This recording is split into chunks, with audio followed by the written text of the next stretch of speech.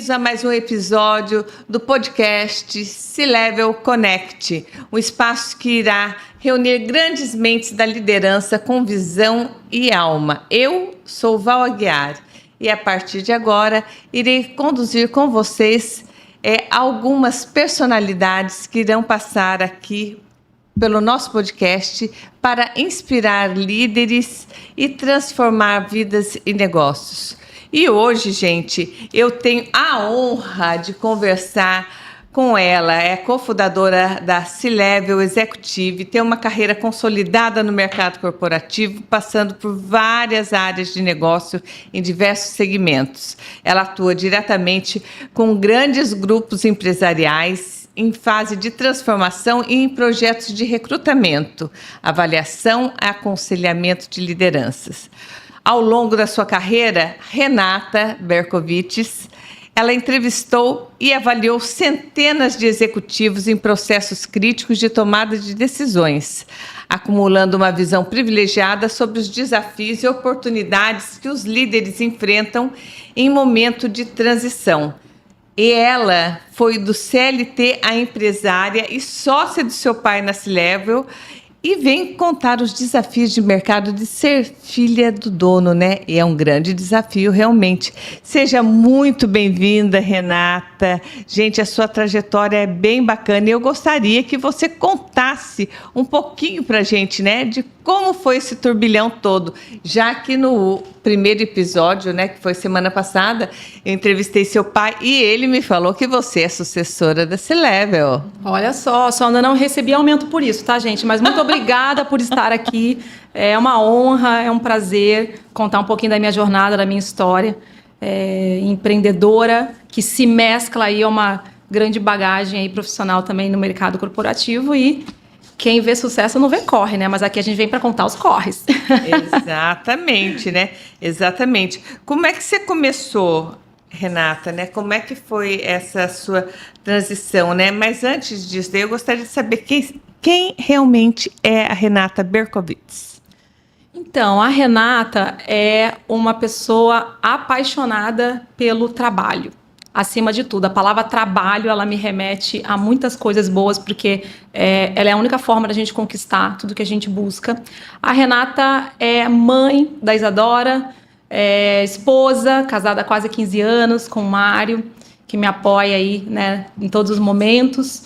Madrasta, mas não madrasta, boadrasta, de 2 jovens. Então, eu brinco que eu convivo com todas as gerações, né, dentro de casa, geração X, Y, Z, millennials. Então, é uma confusão, um tormento, mas é muito gostoso, porque traz muitos ensinamentos para a gente aí lidar também com essa multigeração no mercado de trabalho. Verdade, que realmente é um grande desafio para os empresários hoje, né, Renata? Exatamente. Essa quantidade de Gen Zs que estão entrando no mercado e a gente vê muitos são bem preparados e alguns deles ainda não sabem exatamente o que querem e como se virar nesse mercado, não é? Exatamente. Eu diria que é uma dor, Val, assim, acho que como lidar com essa multigeração, né, dentro das empresas, trazer o que é de bom das outras gerações, mesclar com o que as novas gerações estão trazendo.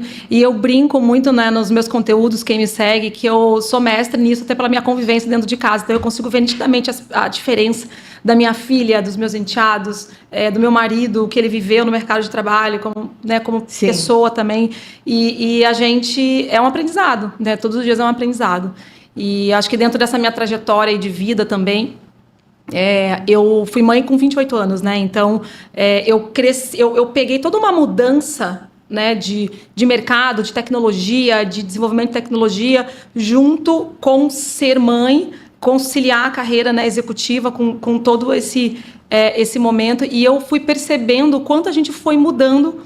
A gente precisa mudar o tempo todo na hora que a gente está criando nossos filhos, os valores que a gente traz, tudo que eles carregam como experiência. E isso a gente transpõe para o mercado, né? Para o nosso dia a dia de trabalho. Então, exatamente. Tem como ser diferente. Renata, quais foram, né, as suas influências para a escolha da sua formação educacional, né?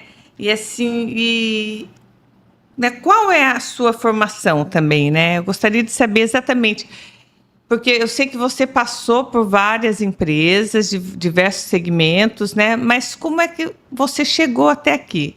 O que você fez, né? Como foi conduzida a sua formação educacional? Então, vamos lá. Eu entrei na faculdade com 17 anos. Uau! Então, 17 para 18, porque eu sou de fevereiro, então quando eu entrei na faculdade foi 2 dias antes do meu aniversário, 1º de fevereiro, e já comecei as aulas ali menor de idade, né? Então, eu comecei cedo, eu me formei cedo, e eu comecei a estagiar muito cedo. E eu me formei, minha primeira formação é Relações Internacionais, muita gente não sabe disso. E lá atrás, né, quando eu fiz essa escolha, eu fui guiada por várias... a gente sabe que a gente é muito jovem, a gente não tem a escolha ainda, né, que a gente sabe que vai usar a vida inteira. Mas lá atrás eu tinha um sonho de ser diplomata. Poucas pessoas sabem disso. Que bacana. E quando eu decidi fazer o curso de Relações Internacionais, eu morava no Rio, né? Eu sou de Petrópolis, sou petropolitana, nascida em Petrópolis, e a minha faculdade era no Rio de Janeiro, né? 1 hora de distância.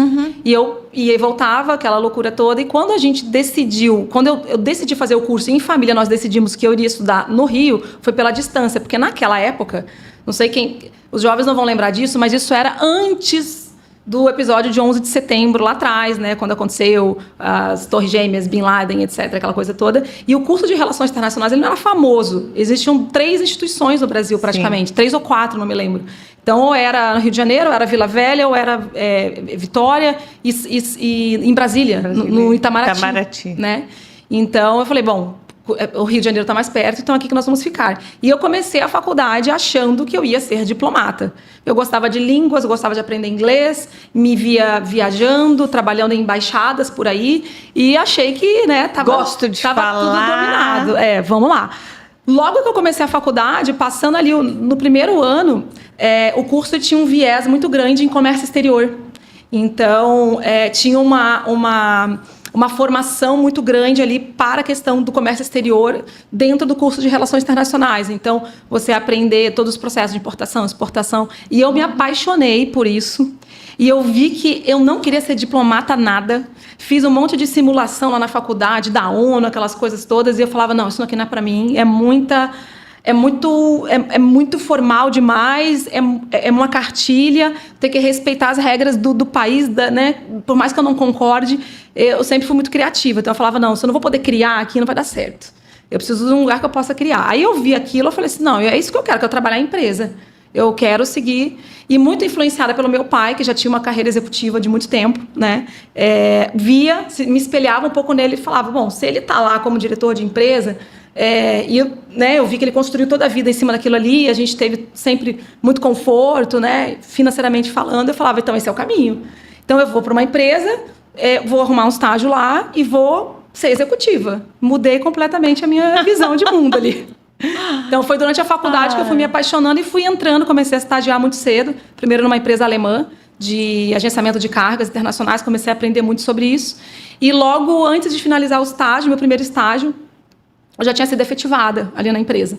E me formei em 3 anos e meio. Meu curso era 4 anos e eu sempre, muito acelerada, desculpa, às vezes eu falo meio rápido. E eu sempre queria antecipar as coisas. Eu era inconformada de 4 anos numa faculdade, né? E aí eu fui puxando disciplina porque eu queria me formar antes. Chegou uma hora que eu estava fazendo 20 disciplinas na faculdade, estagiando. Uau! Chegava em casa meia-noite e falei, mas eu vou me formar antes desse negócio. Então eu me formei em 3 anos e meio. E aí, nisso, eu já fui efetivada. Logo depois, quando eu me formei, eu, enfim, comecei a engrenar aí outras possibilidades de trabalho. Foi quando me convidaram para participar de um programa aqui de uma empresa no Sul, em Curitiba. E foi assim que começou a minha trajetória aí de trabalho. Eu ia te perguntar isso. Como é que você chegou aqui no sul do país, né? Então, naquela época, eu falo, gente, naquela época é coisa de velho, meu Deus do céu, mas naquela época a gente era muito influenciada. Quem queria uma carreira corporativa, a gente tinha que entrar de alguma forma nos programas de trainee das grandes empresas. Sim. Então, a gente era muito influenciado por isso. Então, tinha aqueles grandes programas trainee, e aí a gente se inscrevia em tudo, ia fazendo, se passasse, você falava, passei, entrei, pronto, vou virar presidente daquela empresa. Você achava que entrei como trainee, tá tudo certo. E aí eu comecei a fazer muitos programas de trainee. Nisso, lá nessa época, o meu pai já morava aqui no Sul por trabalho, né? Já morava aqui em Curitiba, estava entre Curitiba, Florianópolis, enfim. E eu fui chamada a participar de um programa da antiga ALL, hoje é Rumo, né? Do Grupo Cosan, e passei. Mas o meu passeio foi assim, ok, na entrevista numa quinta, segunda-feira você tem que estar aqui de Malicuia às 8 da manhã, porque começa o seu trabalho. Então, eu botei minhas coisas no carro e vim. Foi assim que aconteceu, né? Então, eu cheguei em Curitiba morrendo de frio, sem roupa, porque carioca só tinha chinelo, short, camiseta. Enfim, cá estou até hoje. E aí, Quantos anos já? Olha, vamos lá, deixa eu pensar, Val. Eu tô com 42, eu vim em 2004, se eu não me engano, mais ou menos, por aí, foi por ali. Então, 20 anos atrás. Bastante tempo. Apesar de eu não largar um pouco do sotaque, porque o R a gente nunca perde, né? Mas eu chego no Rio, as pessoas já sentem a diferença. Não, você tem uma mescla aí. É igual o meu R caipira do interior de São Paulo, né? Porta, porteira, não consigo falar porta. Não, porta então, é porta. Já falou uma porta. É uma porta. E aí começou essa jornada aí de trabalho. Então, foi tudo muito... As coisas foram acontecendo muito rápido na minha vida, né? Eu pulei de uma empresa para outra, me formei rápido, passei num programa, me mudei de cidade e foi indo, né? Apesar de alguns medos e receios, você fala, vai e depois vê. Vê. Vai com medo mesmo, né? Põe o pé, que Deus dá o chão e vamos em frente, né? E assim que começou... Assim que começou a minha jornada. Sua jornada. E como que surgiu o empreendedorismo? Como que você começou a empreender nesse meio tempo? Demorou muito, né? Porque eu fiquei quase 15 anos no mercado corporativo e quando eu assumi, quando eu vim para o Sul e fiquei ali, né, um tempo nessa empresa, logo já migrei para outra empresa, fiquei no Grupo Boticário quase 8 anos, foi praticamente 8 anos. E ali sempre envolvida em áreas de negociação, em áreas de negócio comercial, compras. E isso foi basicamente quase 15 anos aí de jornada dentro daquele modelo, né, que eu desenhei para minha vida, né, de seguir uma carreira linear dentro de uma empresa e ser uma executiva. Então essa coisa, né, foi quando você decidiu que não queria mais ser diplomata. Quando você foi seguir uma carreira que você queria, né, começou a pensar em ser uma executiva, você planejou tudo isso. Então, você estava seguindo esse planejamento até entrar no grupo ali, Boticário, que você falou. Sim. Então, tudo isso foi planejado? Foi planejado e eu te diria assim, Val, que eu acho que com o que a gente tinha na mão... naquela época, onde a facilidade ou o pensamento de empreender não era como hoje em dia, a coisa estava fluindo, né? Porque eu não me imaginava, do nada, montando um negócio ou construindo algo que não tivesse um planejamento a longo prazo, né? Hoje a gente vê que o acesso a empreender é muito diferente. Então, quando eu planejei a carreira e quando foi caminhando, a gente tinha um olhar um pouco assim de achar que era um mundo mais estável, né? A carreira CLT e que, enfim, que eu vou ter ali algum tipo de estabilidade. Só que eu falo que empreender não é uma escolha, às vezes, né? Muitas vezes. Ela entra na sua vida de uma forma inesperada. Sim. Né? E quando você... eu brinco que é uma picada de inseto. Você foi picado pelo mosquito. Aí aquele negócio começa a te remoer. E você começa a pensar que aquele negócio está tudo fora do lugar e que você não tem o espaço que você queria. Tá, e para onde eu vou? O que eu faço? Não sei, mas isso aqui não tá bom. E aí você começa a pensar, né? E remoer um pouco. Tá, quais serão os caminhos? Né? Por mais que você não saiba exatamente o caminho que você vai seguir, eu acho que tem uma hora que você faz um clique. Eu diria que é assim, né? Principalmente quando a gente vê muitos jovens hoje que eles começam já com uma visão na faculdade de empreendedorismo. Como Sim. eu não tinha essa visão lá atrás, não era algo natural, né? Era algo que você enfrentava, às vezes, a mãe, a avó, que tiveram um outro tipo de vida, né, de estabilidade no trabalho. Meus avós, por exemplo, aposentados militares, que sabem exatamente a aposentadoria que ele vai ganhar o resto da vida dele. Exatamente. Né? É aquela história assim, mas quanto que você vai ganhar? Mas você tem certeza que isso vai dar dinheiro? Mas como que fica, Isso né? Porque aí. realmente ainda os antigos, as pessoas mais velhas, elas falam isso, né? Exato. Você tem certeza que você vai ganhar? Mas você vai ganhar? Mas como vai ser? E o 13º e as férias? Exatamente. Como é que fica? Então tinha as vozes, né? Aham. As vozes em volta falando: nossa, mas você vai sair deste Bem isso. trabalho? Você vai deixar Tão esse salário? bom. Como será? É tão bom para você? Mas a gente é que sabe o que muda dentro da gente, né? Exatamente. E Então. do CLT, a filha do dono, né?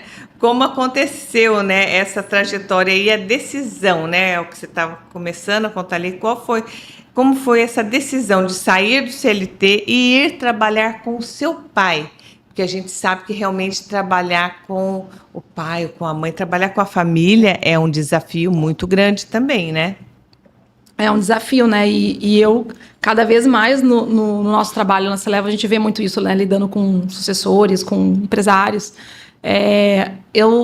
As coisas foram acontecendo. Então, quando eu decidi sair do corporativo ali, padrão formal, em 2014, mais ou menos 2014 para 2015, a minha filha estava mais ou menos ali era novinha, uns 3 anos e pouquinho, estava numa jornada de trabalho intensa, liderando também times fora do Brasil. Então, essa jornada do fuso horário, ela também consome bastante. Consome muito. Fazendo muitas viagens para fora também do Brasil, para a China e etc.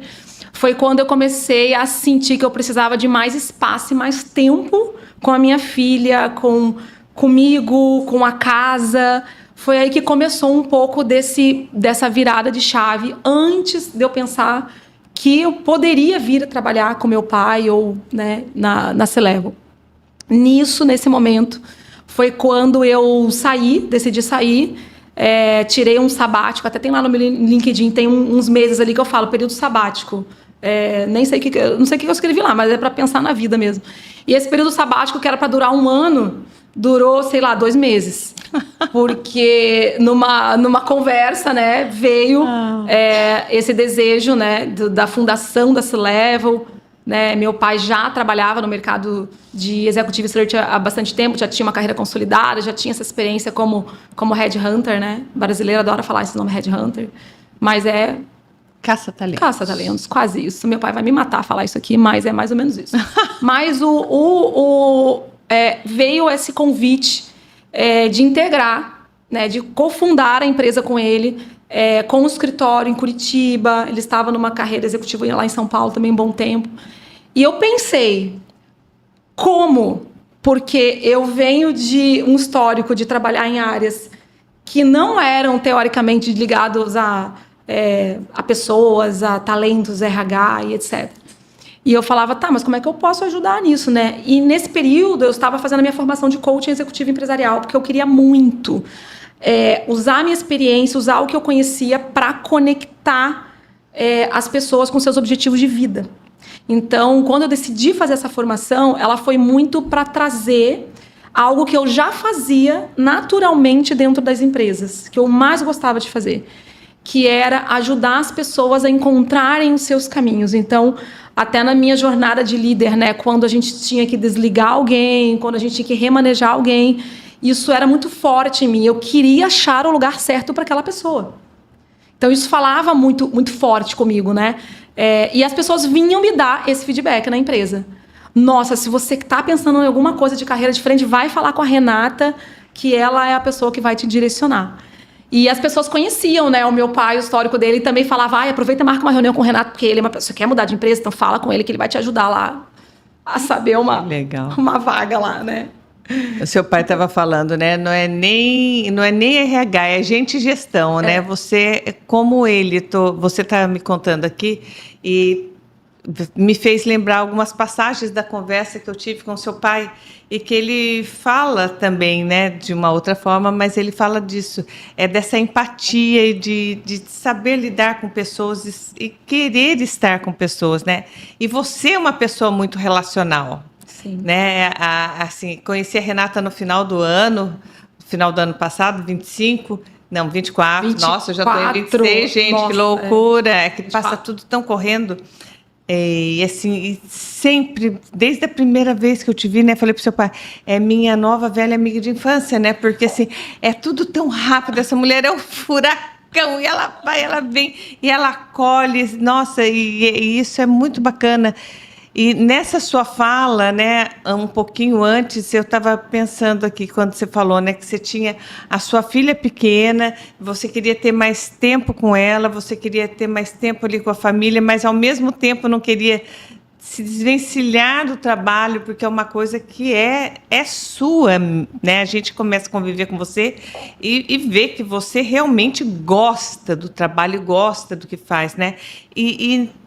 Sim, inevitavelmente, eu pensei, muitas mulheres empreendem também por conta disso, né, Renata? Sim. De querer estar mais próxima à família, de gostar de trabalhar e de querer ter a família próxima, os filhos próximos. Você não acredita que seja isso também? Com certeza. Por isso que elas... São poucas as executivas que nós temos hoje? Também esse é um ponto, acho que é um ponto bem bacana para a gente abordar a presença feminina hoje no mercado.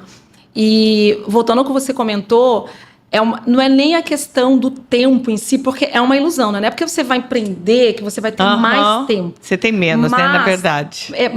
Exatamente, a gente acaba se envolvendo de uma forma diferente, porque o negócio é seu e etc. Mas tem uma questão de disponibilidade criativa, que é o que eu sempre falo. Você pode estar disponível, mas do jeito que você se programa para ser. Quando você está, às vezes, num ambiente corporativo seletista, muitas das vezes você não consegue conciliar certas coisas.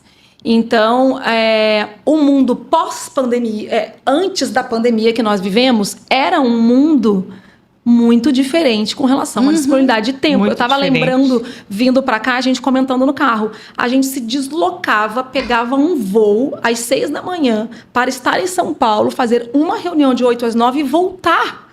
Gente, alguém consegue que loucura pensar nisso?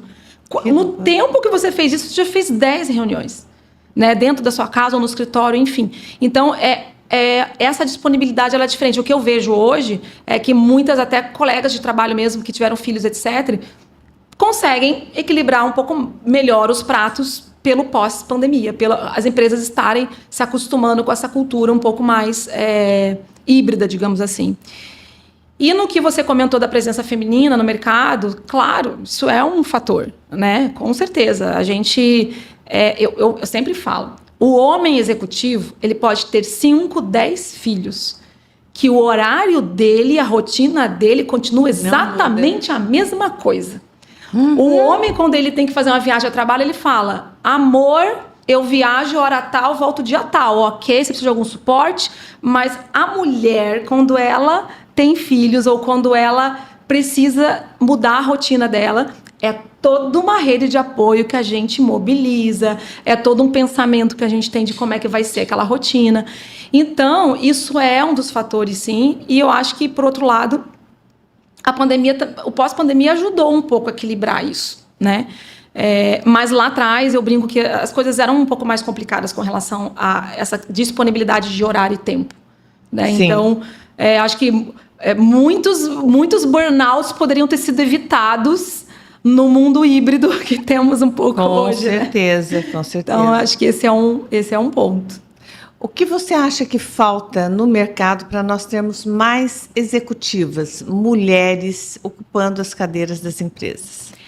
Eu acho que falta conscientização, principalmente da alta liderança das empresas em puxarem esse movimento. Por que movimento? Porque é muito... Eu que estou aqui do lado de talentos, de recrutamento, sim, eu sei o quanto é difícil e o quanto nós temos que nos impor para levar, às vezes, algumas ideias para a alta liderança de muitas empresas ainda. né? Muitos líderes ainda que a gente vê que está se envolvendo com muitos movimentos, que entende já que o poder da diversidade não é só uma palavra, mas é dinheiro, é rentabilidade. Mas, na hora que o bicho pega, é muito mais fácil para o que é mais fácil. Então, a gente, do lado aqui do recrutamento, também a gente impõe algumas questões. E é importante você ter essa coragem, né, de falar, olha, você não acha que o seu time, o seu conselho, que a sua diretoria está pouco diversa? E é em todos os sentidos, né? Também na liderança feminina, mas em outros aspectos também. Porque como pode uma empresa vender um produto para o público XPTO da vida, ou, por exemplo, eu vendo o meu produto para 70% do público feminino, e eu não escuto dentro do meu conselho, eu não escuto a decisão e o que passa na cabeça das mulheres. Exatamente. Não faz o menor sentido. Não faz. E a gente vê muito isso. Né? Ou, por exemplo, eu vendo para a classe CD, mas eu não boto o meu pé lá onde está a classe CD para entender como é que é como é que ela vive. Como é que ela vive, como é que ela pensa. Como é que é a casa dela, como é que ela pensa. E isso a gente traz muito para essa questão da liderança feminina, né? E eu digo assim, a mulher, como ela passa por um ciclo, né? Não necessariamente da maternidade, mas a mulher, ela conecta pontos de uma forma diferente. Ela traz uma vivência, um nível de pensamento que o homem não traz, e o homem traz algo que ela não traz. Exatamente. E né, isso faz sentido para os negócios, porque a gente tem que pensar, ainda mais no mundo acelerado que a gente está, tecnologia, de evolução, quanto mais cabeças híbridas pensando, muito melhor. Então, é dinheiro na mesa, é rentabilidade, é futuro, né? Não é só levantar uma bandeira, né? Então, eu acho que falta um pouco dessa questão da ousadia, da gente se impor, da gente colocar, que a gente já conversou aqui. E também eu acredito que as mulheres boas pra caramba que somos, né? A gente precisa confiar mais na gente. Eu concordo. A gente precisa confiar mais na gente. Concordo. Mulherada precisa confiar no potencial delas e às vezes a mulher se autossabota, né? E a gente fala muito isso nas nossas confrarias que a gente frequenta. Sim, inclusive, a gente frequenta a confraria Liderança Feminina. Isso. Da nossa amiga Soraya. A Soraya Calil, maravilhosa. Beijo pra você, Soraya. Inclusive, ela que nos conectou. Exatamente. Né? Hoje, inclusive, ela sabia que eu ia te entrevistar e ela já me mandou uma mensagem. Eu falei assim, gratidão por essa ponte, né? Porque foi assim, uma ponte maravilhosa. É uma mulher que conecta muitas outras também, não é verdade? E faz um trabalho muito legal. Muito bacana mesmo o trabalho da Confraria Universo Feminino. Olha, Curitiba, anotem aí, procurem saber, vão curtir também, né? Com certeza, maravilhosa. Um movimento assim de dar gosto de participar. Com certeza. E a mulher, ela se autossabota, porque em muitos aspectos, né? Primeiro, o nível de comparação. Segundo, por achar que não vai dar conta. E às vezes ali está um grande potencial e também tem que juntar essas duas coisas, né? Acho que um pouquinho de cada coisa, assim. Com certeza, é isso mesmo. Sim, eu gostaria de fazer uma pergunta aqui, mas dentro dessa pergunta, né, que eu queria pedir para você uma mensagem que você vai deixar para quem ainda sente que não está no lugar certo, né? Então, eu vou acrescentar. O que você deixa de mensagem para essa pessoa e o que sente que não está no lugar certo e como você também falaria isso para a pessoa que está querendo sair do CLT e para aquela pessoa que está empreendendo e gostaria de estar no CLT, porque a gente sabe que tem os dois lados, né? Com certeza. Tem perfis. Bom, Val, assim, eu acho que o lugar certo, ele dá pano para manga aqui, dá para falar 2 horas aqui sobre isso, né? A gente passa por muitas coisas, né? Temos ainda 20 minutos, dá para falar bastante. A gente passa por muitas coisas na nossa vida, muitos ciclos, muitos aprendizados. Então, o lugar certo, ele nem sempre vai ser o mesmo lugar certo o tempo todo. Se é que eu me faço entender, né? E que é um pouco do que aconteceu comigo, né? Quando eu comecei a empreender e comecei na C-Level, a gente começou a construir, já tem 9 anos de história. E eu pensava assim, nossa, não vai dar certo trabalhar com pai, com família, e não vai dar certo, isso vai dar problema, e de fato dá muito quiprocó, mas a gente tem que saber passar por tudo isso, né? Pelo legado, pelas pessoas que estão com a gente e tudo mais. E são coisas saudáveis que acontecem, né? E no meu caso, né? Eu tive um ciclo que eu fiquei mais ativa, menos ativa na C-Level, né? E agora eu entendo hoje que o meu legado, que o meu propósito, né? O que eu quero deixar de legado é muito em linha com a questão do futuro, né, do mundo do trabalho, da conexão das pessoas, de como vem mudando, né, o pensamento dessa geração. Meu pai traz uma bagagem muito bacana dentro do segmento, e eu acho que eu tenho uma responsabilidade de ser uma visionária, de olhar o futuro, de olhar o que está acontecendo nas próximas gerações, como que essa geração quer ser contratada, o que eles querem fazer, o que as empresas vão precisar. A gente tem muito esse olhar no nosso planejamento estratégico também. E eu acho que a mensagem é: não se preocupe se você acha que você não está no lugar certo, porque às vezes ele é o lugar que você precisa passar para chegar no lugar certo. E eu percebi isso, que eu precisei amadurecer muitas coisas na minha vida, né? Uma trajetória para que hoje eu fizesse um trabalho que realmente me realize e que possa realizar pessoas, que possa trazer diferença na vida das pessoas. Então, se eu não tivesse passado por tudo aquilo, eu acho que hoje talvez eu também estaria pensando nisso. Acho que eu não estou no lugar certo. Então, hoje eu acho que eu posso fazer a diferença no lugar certo. E acho que cabe às pessoas também analisarem que só quem vive as barreiras, quem transcende as barreiras, as dificuldades, vive o propósito. Né? E hoje a gente vê os jovens muito nessa coisa de né, se eu não descobrir qual é o meu propósito, eu vou ter um treco. Mas, gente, existem propósitos na vida. Exatamente, né? Não é um propósito maior, são vários. Não vai baixar um negócio que fala assim, seu propósito é esse. Então, exatamente. Eu acho que você constrói isso, né, e você vai trazendo propósitos para sua vida em prol de um grande propósito. Né? Com certeza. Então, acho que tem que passar por tudo isso. Tem que passar por algumas barreiras para você viver o seu propósito, de fato. O propósito ele não chega pronto e você viveu, tá lindo. E, de repente, né? Nesse caminhar que você percebe, poxa, esse é o meu propósito. Exatamente. Né? É esse caminhar, né? Exatamente. E uma coisa que eu aprendi muito e que eu exercito muito, que eu falo muito com as pessoas, que eu acho que isso faz muita diferença. Nem sempre a vida vai te dar o palco que você quer. Monte o seu e faça a diferença. Porque não adianta. Seu palco. Você não vai ter sempre tudo pronto do jeito que você quer. E às vezes as pessoas não estão enxergando o que você está enxergando. Então eu acho que hoje a vez do mercado é das pessoas que criam. É das pessoas que inovam e que trazem uma visão diferente. E aí eu vou te dar um exemplo. A gente tem disruptado muitas coisas na empresa e a forma como a gente atende os clientes. Né? A gente está olhando para uma visão estratégica de parceria de negócios com os nossos clientes.